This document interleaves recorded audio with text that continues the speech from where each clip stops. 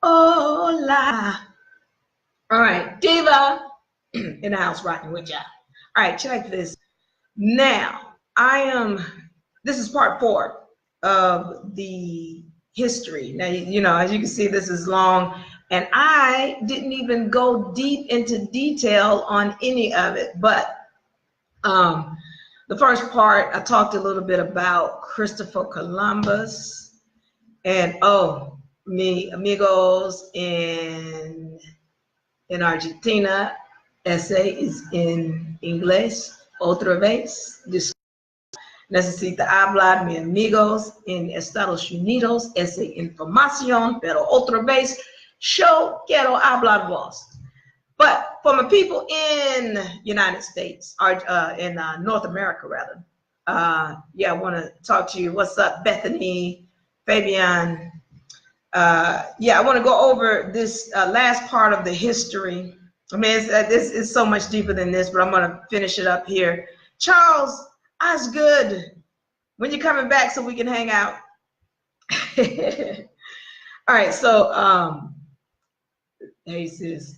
So what I want to do is, like I said, go over this last parts of this history, because we're just not getting the true information that happened in history. And so my purpose is not for you to believe anything I say. Remember, I want you to get the information and then go and do your own research. Okay, that way you know what's being told to you is real. All right, and that helps me, because at the end of the day, when all of those who want to come against me and discredit Diva Laree and say this and that and Diva's crazy, that's fine. What I need for you to be able to say, well, Diva might be crazy, but the information she gave out is on point. I know, because I researched it myself. That helps me.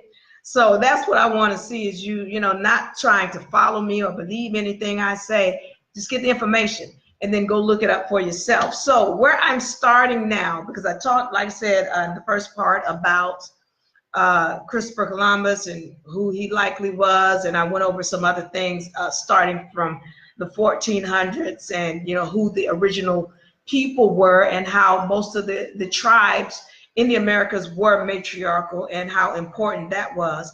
And part 2, I went over some things.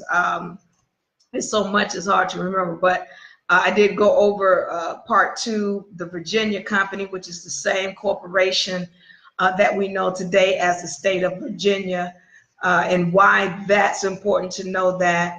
Part 3, I went over some things, and I want you all to go and check those out.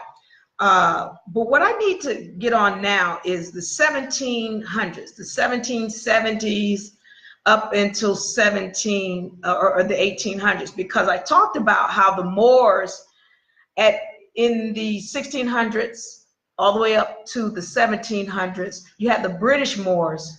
Let me say this real quick too, because I also mentioned that there were several melanated groups that were fighting against each other. What we're being told is the narrative, this 400 years we've been a slave and blah, blah, blah. And the truth is just that Caucasians didn't take over until the mid 1800s. Before that, there was the Moroccan Moors that were running things, because they had put I call it a headlock on the British Moors who was in the land from the 1600s to the 1770s, 1750s, 17.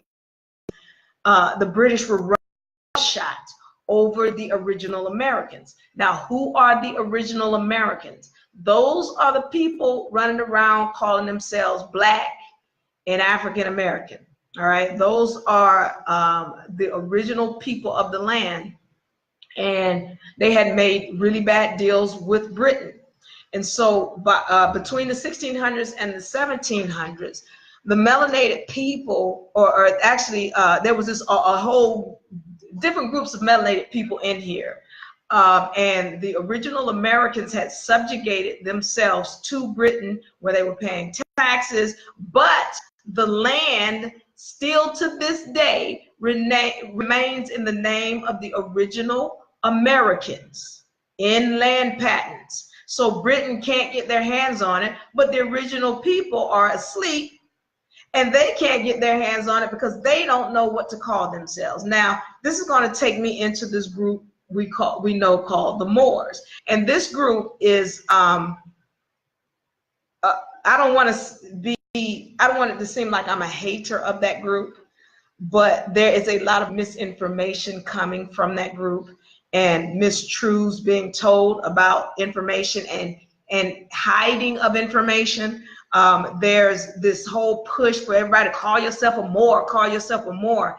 But one of the things that I have to keep reminding people of is that if you're talking about even reclaiming any kind of land, you must honor the ancestors, and the ancestors were your foremothers. The original tribes of this land were matriarchal, and they were run by women, melanated women, and they need to be respected and honored, and you honor them by calling their names. Now, one of the things I talk about in the treaties, and I'll try to post that later on, but there is a list of treaties that I have, and that's just only a smidgen of them, of the treaties that took place between the original Americans and the British. All right. And so those have the names of the original people of this land. You want to know who you are, where you came from, or who your ancestors are, look at those treaties, read those treaties. And the thing is, those treaties, you can hear the ancestors speak. You can hear them speaking. You don't have to hear somebody else's story and their take on it, their put on it. You can hear them speak. So this is how I do my research. I don't read other people's books and opinions and their thoughts on. I want to hear my ancestors speak, and I can do that when I pull up the actual documents. And you can see this in the treaties, and I'll list those in the post. Now, let me go on, because when I talk about this group, the Moors, you know, one of the things we have to understand, as I said, the British Moors, who were in the land first, running roughshod over the original Americans. I mean, they were doing, again, the original Americans had made all these bad treaties, and then you get, you know, with the British. And the British were doing whatever they wanted all the way up until the 1770s. And then you get this Moroccan Empire that steps in. Again, Morocco was in Northern Africa. Let's make this clear. That is not the same Morocco that we know today. The Morocco that we know in Africa today is the state of Morocco. That's a state. The Morocco back then was called the Moroccan Empire. And actually, there's a lot of proof showing that it was really defunct before Christopher Columbus sailed to the Americas in the first place. However, in this Morocco that was in Northern Africa, the Moroccan Empire, they stepped in, and these are Moroccan Moors, really is what they were. They stepped in, and somehow they started forcing those who were running the United States corporation to pay tribute. Now, before I get out of here, I'm going to discuss the difference between, there's two United States that people are not aware of. There's the United States of America Republic, and then there's the United States Corporation, which is in Washington, D.C. Now, somehow, the Moroccan Moors stepped in, and they started forcing those who were running the United States Corporation, which was really the British. Because for those of you who don't know, the United States Corporation till this day is still owned by Britain. It's owned by Britain. That corporation you all think you're paying taxes to, that's owned by Britain. So what happened is the Moroccan Moors stepped in about around the 1770s, and they started forcing these United States people who were running the United States Corporation, these British, to pay tribute to them. Now, they didn't like it. This is the British. They didn't like it, and they rebelled, or they revolted to some degree. And what the Moroccan Moors did was they seized their ships and they stole all the goods off the ship. And what the British were bringing in on those ships were slaves. They were bringing in Caucasian slaves, Albions, and they were children mostly that they had kidnapped from places like Sicily and Europa, which was really Africa at that time, Ireland, you know, other places where they had kidnapped these people. Look up white slaves in America. Look up, I talked about the Moorish bathhouses. I'm going to get on that real quick. Look up Moorish concubines. Look up, all of this is telling of the story of what was going on at that time. So at any rate, what ended up happening is that the Moroccan Moors had really had a stronghold, and the British Moors, who were running the United States Corporation, they begged for a peace and friendship treaty, because at this time it couldn't be told that Britain was helping them. But they begged for a peace and friendship treaty with Morocco. So look up the peace and friendship treaty, and when you read that, what you're going to see is that there are two different United States. It'll say United States of America on one point, and then on another point it'll just say United States. Those are two different entities, and I'm going to go over those in a few, but just keep that in mind. Now, I need to talk about this because around the late 1700s, again, the Moors had a stronghold, and they were running pretty much the country because they were, I told you to look up Moorish concubines. Also look up the Daughters of the American Revolution, because that is an organization or a group that was spawned from the concubine that the Moors had. And what ended up happening was the Moors were making deals with other nations that wanted to do business in the Americas. And they would tell these nations, well, if you pay us with Caucasian women as tribute or booty, then we will give you the ability to do business here. And so they're bringing in these concubines, not understanding that these other nations had trained these women in arms and weaponry, and how to rise up against the Moors when the time came, which the time came around the mid 1800s. Now, what we need to understand also is what was going on with the Moors and the original Americans, because by the late 1700s, early 1800s, the Moors had started to enslave the original Americans. And these are your people who call themselves Black and African American. We have plenty of proof of this. You can go and look. There's this guy called Uriel Bay, Urielbey. He talks about it, about how, you know, the Moors had started to enslave the original people and started to reclassify them. So remember, now, if you haven't seen my post where I talk about how there are certain terms that we shouldn't be calling ourselves, Black is one of them. And Black originally was a term that referred to melanated or Caucasians, the Albion. And so that was one of those terms. They started reclassifying, because Indian, here's the thing, we need to talk about it. All this stuff is legal, okay? So if you're not understanding the legal ramifications behind what you call yourself, then this is why we end up in bad situations. Okay, so the term Black is legally a term that means you are not indigenous to the Americas. It means that you are illegal to the government. This was a term originally applied to Albions, or non-melanated people, Caucasians. And the original Americans, which are the people running around calling themselves Black and African American, they are, you know, they were originally called Indians. And that Indians is a term, Indian is a term you want to, you know, kind of steer from as well. And I mentioned that in my other document, so go back and look at that. But they were originally called Indians, and then these Moors started reclassifying them as Black and colored. all right, and it started to kidnap them from their own land in the Americas. This is including North and South America, and would ship them to other parts of the Americas and enslave them.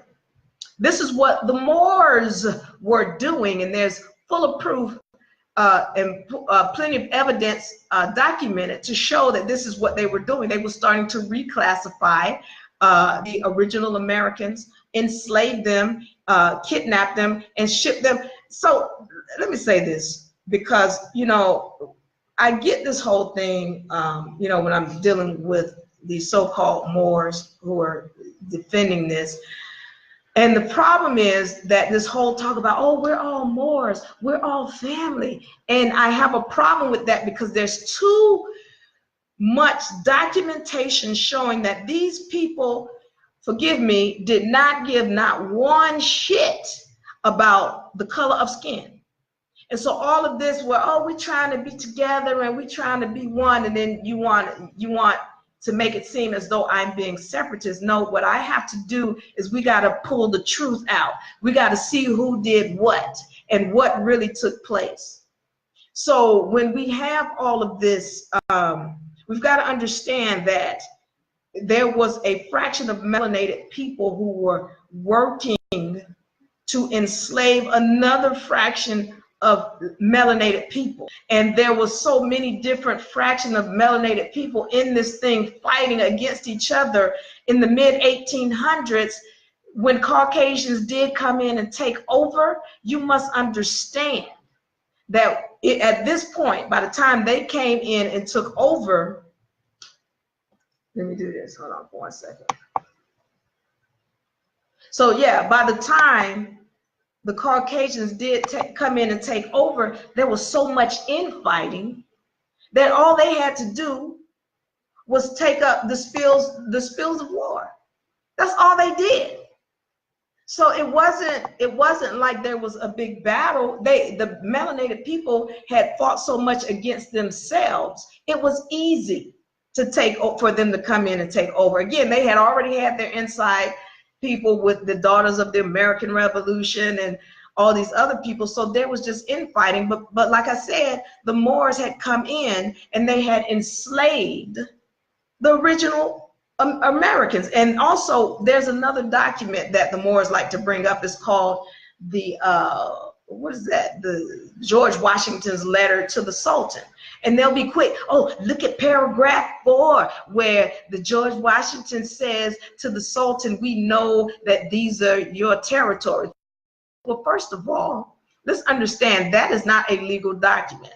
Second of all, there is no contract between original people of the original Americans and Morocco giving Morocco title to the Americas. And the only way you're going to get title to the Americas is if the original Americans sign a document saying, hey, we give up title. And guess what? By international law, even if they did sign such a document, you still can never give it away. The land always reverts back to the original people of the land. And so all of this talk about how the Americas belongs to Morocco, there is no proof. There is no legal proof. There is no legal documentation. And by the way, the Moroccan Empire does not even exist. Not on paper, not on land. There is no sultan. There's no president. There's no landmass. There's no body. Where is it?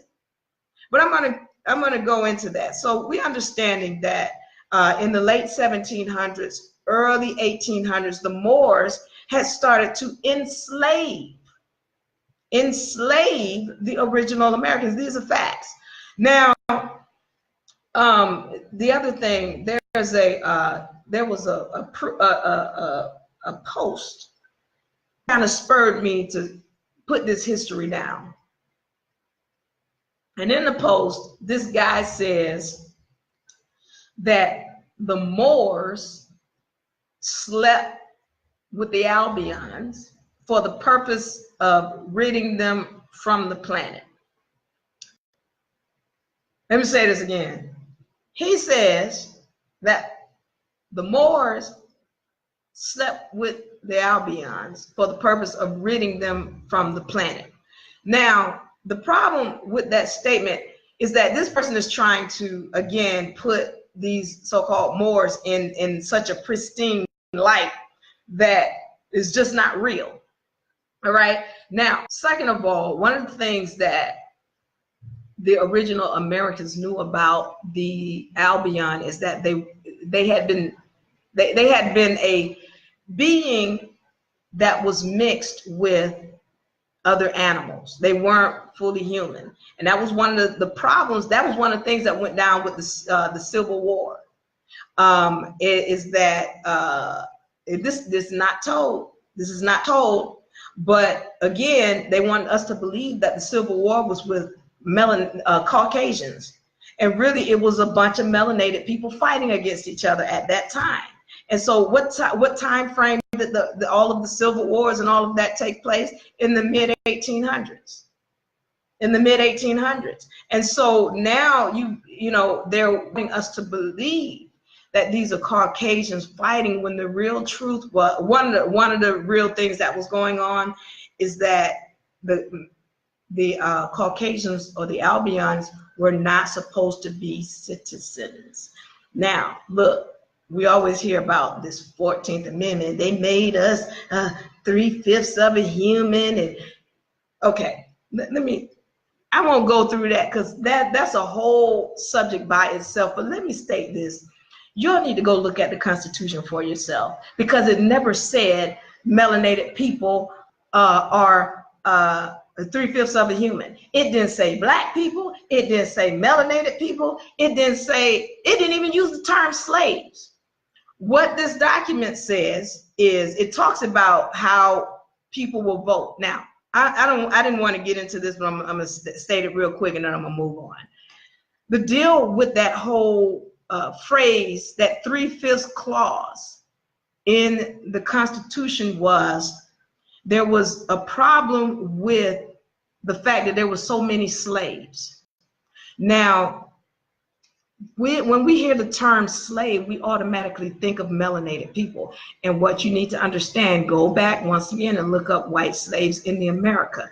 The vast majority of slaves at that time were Caucasians. They were Albions, all right? And the thing is, we're not taking time to do our research and find this out. And we know this because the vast majority of slaves being brought into the Americas in the 1600s, they were Albions. All right, they were children being kidnapped by the Moors, by the British Moors, by the Moroccan Moors. So at this time, when this clause came into effect, there was a vote, and people wanted their slaves, which most of them were Caucasian, but there were some melanated because the Moors had started to enslave the original Americans. So what happened was there was a vote, and people wanted their slaves to be able to vote. Well, of course, the ones in the North were like, well, you know, all those slaves down there, they shouldn't be able to vote. And there was this whole big push about that. Well, the thing was, it's like, if we make the slaves 3/5, we're gonna compromise. That's what it was, a compromise.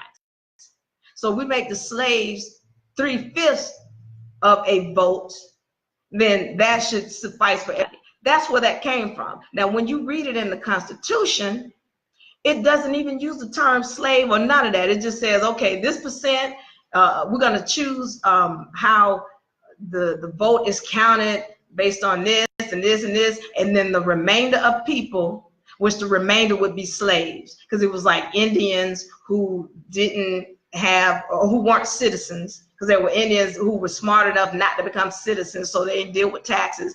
And then it had another group, this group here had a whole vote, and then the remainder, which would be your slaves, would be 3/5, would count for 3/5. It didn't use the term slave, and it didn't use the term melanated. And the truth is, the vast majority of the slaves at that time were not melanated. They were Caucasians, they were Albions. They're not going to tell you this, because the narrative is that Caucasians been running this thing for 400 years. Well, they didn't start running it until the mid 1800s, period. Do research. And so when you get these black leaders telling you, and these other people who are misquoting that, go and read it for yourself. This is one of the things I always talk about. Read it for yourself. Stop following it. Don't believe me, because I read it several times. So anyway, I'm gonna move past that, but understand that there's a lot of misinformation, and at that time, that 3/5 clause, it wasn't talking about your melanated people specifically. It was talking about slaves, and the vast majority of which were Albions. So now, thing that I did want to get to is that, as I told you about this character whose post said that the Albions made it with, that the Albions or the Moors made it with the Albions to rid them. Okay, that's pure BS. All right, when we go and do research, what we find is that the Moors were actually mating the Albions with melanated people. Why? Because you know how we talk about that, you hear about the African slave, which that term African was another term that was originally applied to the Albion. How do you know this? First of all, I'm gonna do this real quick. The Albions came from what we know as Europe. Europe was originally Africa. Now, when they would bring them over, they would call them African or whatever. But here's the thing you got to remember. Moors, especially these one of the things they are big about is not taking on the term African. They will not call themselves African. Why? What the hell? You from Africa? No, Morocco was from Africa, but you won't take on the term. Why? Because that's what they were calling the Caucasian, and it was a derogatory term. It wasn't a term, you know, that, oh, like you all use it today. Today it's a political term, and it really doesn't mean what you think it means. But African it's a political term now, but it's not a term of endearment. Like you all have made it, just like you made the term black, like a black power. Well, let me tell you something on black real quick, because I want to get back to this and I'm going to move on to the next phase. The term black is a new term, and it originally comes from the term bleak, B-L-A-E-K or B-L-E-A-K, and it means pale and without color. And it never described, originally it did not describe, you know, a person with melanin. It was for a Albion. That's what they were called. But even when you look past that, if you look in Spanish, the term for white is blanco, B-L-A-N-C-O, blanco, black. They all they're derivatives of each other, but we've turned the term black, we've turned it into, you know, something that it doesn't even mean. And I talk about this in the other post where I talk about names that we shouldn't be taking on.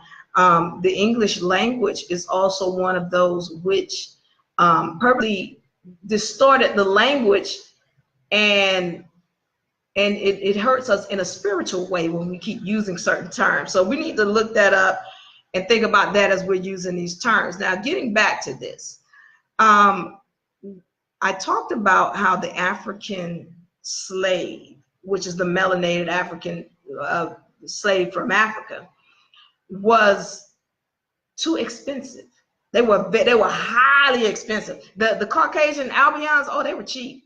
They can get those, you know, dime a dozen. But when it came to your African slave, they were very expensive. So the Moors found it way more profitable to mate the Caucasian Albion with a melanated person and create more slaves.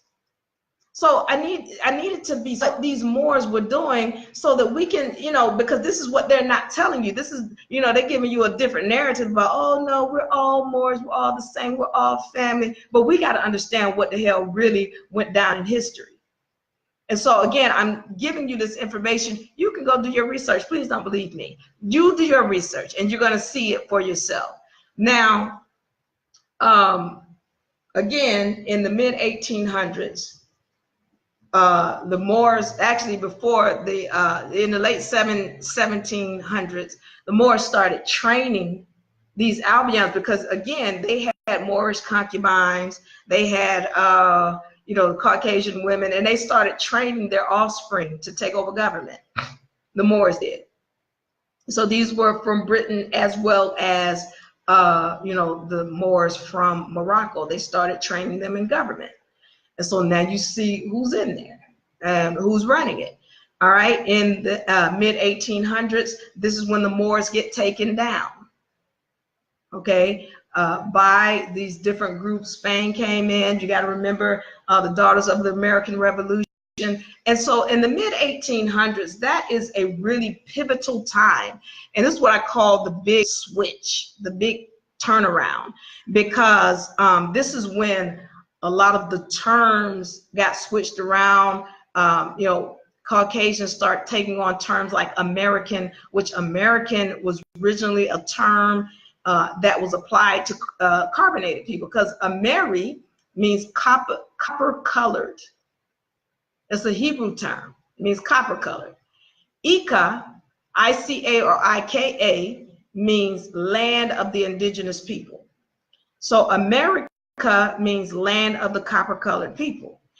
This is so around the mid-1800s, you get Mahicans and Caucasians start calling themselves American, and the terms get switched once again because you got Moors who had started reclassifying the original Americans as black, which is a term originally applied to the Albion. Even African at times, they were referred to, colored. Again, all of these are terms that originally were applied to the Albion. Negro. So these are terms that, again, they all got switched around the mid-1800s. And this is when we do our research, we'll start seeing that. So at this time, and you know, let's talk about these lynchings that were going on with the melanated people in the mid-1800s. Now, when you see these massive lynchings, what, you know, the narrative that you're going to see a lot of times is that, oh, these were slaves they were lynching, and they were not slaves. These were Moors, all right, that were being lynched, who owned land, and they owned other slaves and businesses and judges and lawyers and bankers and you name it. Because again, the Moors, especially the Moroccan Moors, were running the country up until the mid-1800s. And so when these people were refusing after, you know, Spain had come in and you got your uprising, you know, the Daughters of the American Revolution and all the other groups in France that are coming in to divide the land up, this is when they start to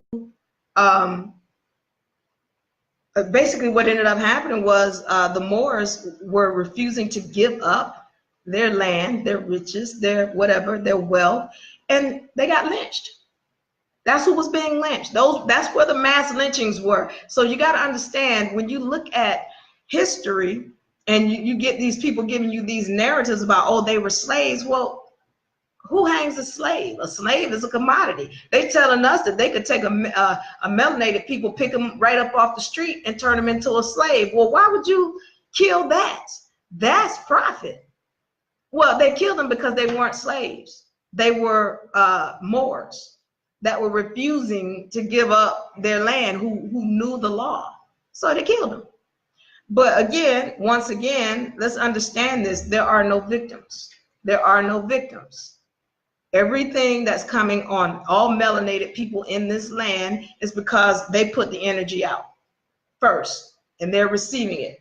All right, now, also we got to look at in the mid-1800s, there were so many other things going on. I'm going to list them. Period of Reconstruction, the Moors were being lynched, the United States was being incorporated in Washington, D.C. There's the fake Constitution that came about, the Civil Wars. The fake Constitution is the one that has all of those amendments in it. You know, 13, 14, that's the fake one, the fake Constitution. We had the Civil Wars going on at that time. Lincoln was assassinated, the Dred Scott case. So there was a lot of things going on at that time. And again, and when I talk about the Reconstruction era, this is when just history was being rewritten. And this is where you get your 400 years of slavery with the Caucasian. That's not true. And they're not going to tell you that they were slaves, because that defeats their narrative. They're not going to tell you that they were being brought in that way. They're not going to tell you about the daughters of the American Revolution and what it really is. Go ahead and dig for that. You're going to have to dig deep to understand where that organization came from. So when we do our research, we start to understand that what really went on at that time period, and how this whole narrative that we've been fed, not only by the Albions in these public school documentaries, but by the Moors. Now, I need to get on this, with respect to that group, because we need to understand something. I mentioned that there was a fraction of Moors that came down into the Americas and created what we know as the counties, and that was it had to be around shortly before 1770, and they started creating a government and with the counties that was on top of the government that had already been established by the British that had come in. So now, let's understand this. There was, in 1777 is when the United States was incorporated. The United States of America Republic. Let me go into the difference between a republic and a democratic form of government. All right. Republic form of government is going to deal with all of your laws of maxim, your God-given rights. A republic form of government is going to protect your God-given right at all time.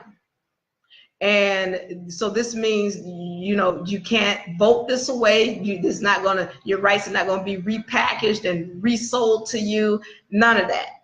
Okay. The Republican form Republican form of government is going to protect your right to bear arms, protect your right to travel where you want to, when you want to, without government documentation and all of that. So that is the republic that was established in 1777. Now, in 1871, again, mid-1800s, look this up. The Act of 1871 is when the United States Corporation, all capital letters. There's the United States of America, upper and lowercase, that was created in 1777. That is the republic. And then there's the United States, all capital letters, democratic, that was created in 1871 with the Act of 1871, and it is a corporation that resides in Washington, D.C. And it only has jurisdiction in Washington, D.C., but you have been fooled into believing that it has jurisdiction over you and anything outside of Washington, D.C. It doesn't.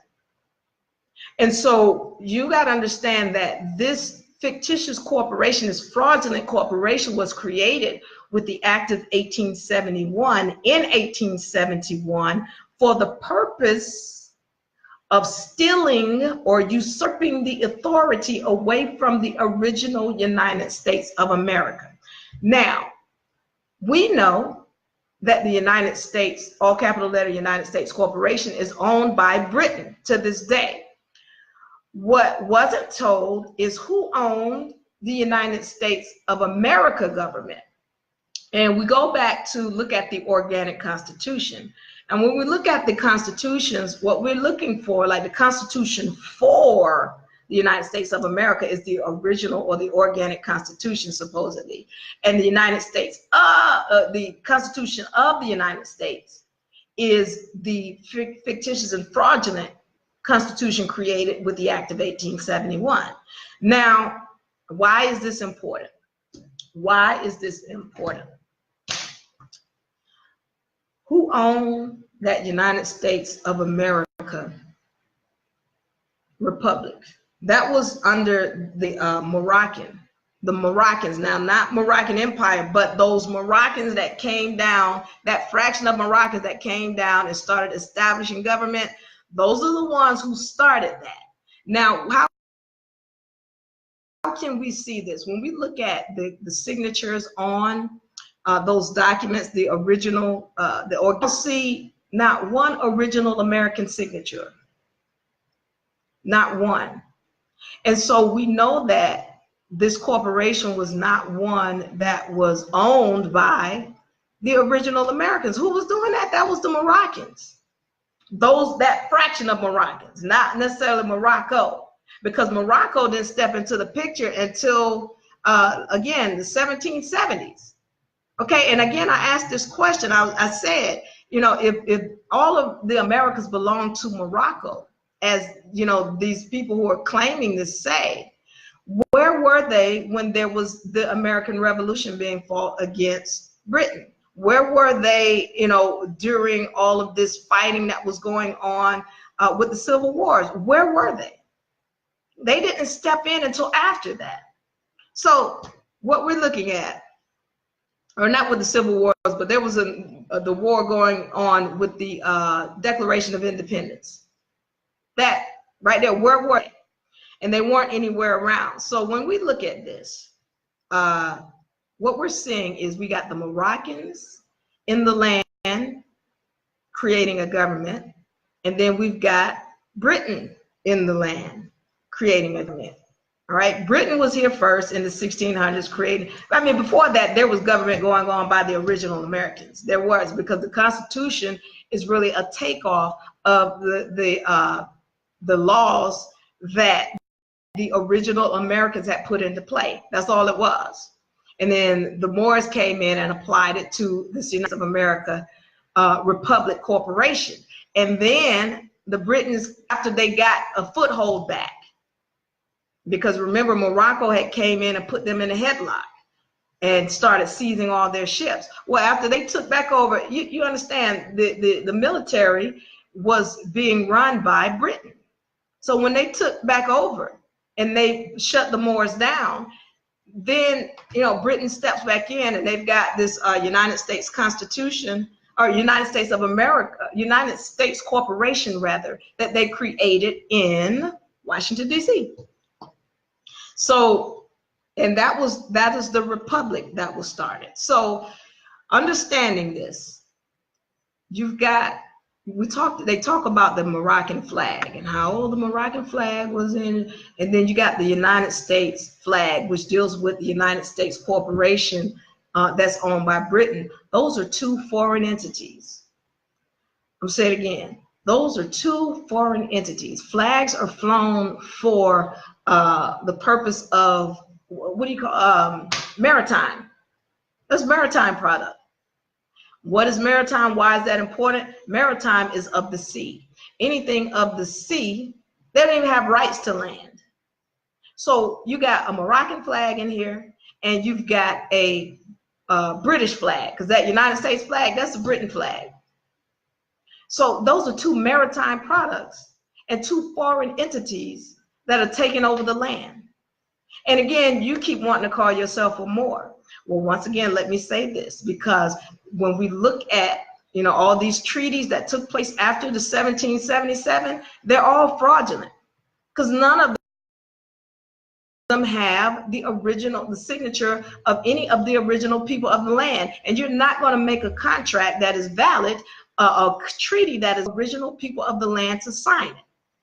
And how do we know what the names of the original people of the land are? Well, when we go back and look at the treaties that were signed and created between the original Americans and the British, we see what the original names are, and we hear our ancestors talking and telling what was really going on. So now that's my point about history that we need to look into. Again, do your research. I'm going to post the treaties below, so that those of you who are interested can go and look them up for yourself. And I've explained again, you know, that Morocco and the United States Corporation, they're foreign entities, even to this day. So all of this talk about how the Americas belong to Morocco, it's not even possible. And every time, you know, I get one of these, you know, so-called Moors that show me information, it's like, okay, well, we can knock that down easily. They get shredded with their own information. So, you know, we've got to do our research. We've got to understand this. And I'm going back to the universal laws and spirituality here. There are ancestors in this land. And I'm also going to throw some legal in here. Legally, the land patents are in the name of the original Americans. Okay, we have proof and documentation of that through the treaties that took place before Morocco even came on the scene. The land is in the name of the original Americans. And so if you're talking about taking land, you need to know who the original Americans are. How you gonna, again, you can't take the land until you know your name. Who were the original Americans? That's when we start talking about, okay, I can claim the land because I know who I am and I know where I'm from. But they weren't calling themselves a Moor. Research the treaties. Not one time did they mention a Morocco, Al Morocco, a Moor, Al Moor, whatever other names these Moors. Not one time did they mention any of that. They had names. They had family names. And I haven't seen not one of those family names on any of these contracts that they call treaties dealing with the land of North America. And so when we're talking about this, if you're talking about taking land, listen, you're not going to have any peace in that land until you honor the ancestors. You have to honor them by calling their names. Honor the ancestors, know their names. If you can't do that, then forget about it. You call yourself Moor all you want to. That's not the name of our ancestors, not the name of the land. You want respect, you want love, you want peace, you want remedy. You better honor the people who were here. Honor the spirits, honor their names. Then you have remedy. Diva Laree, I'm out.